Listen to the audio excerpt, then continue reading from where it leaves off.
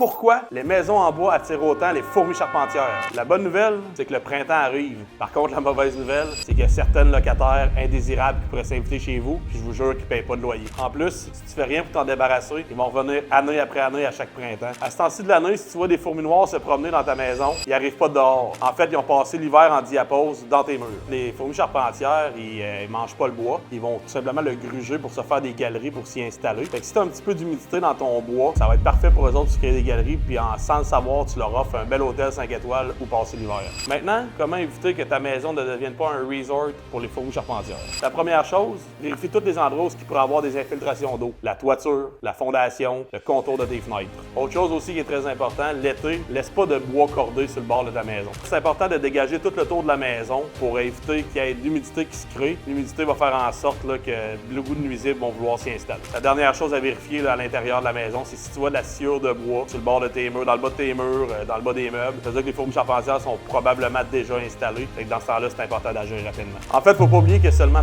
3% des fourmis qui sortent de leur nid. Fait que si tu vois une fourmi présentement sur ton plancher, c'est qu'il y en a plusieurs dans tes murs. Appelle-nous immédiatement, on s'occupe de tout.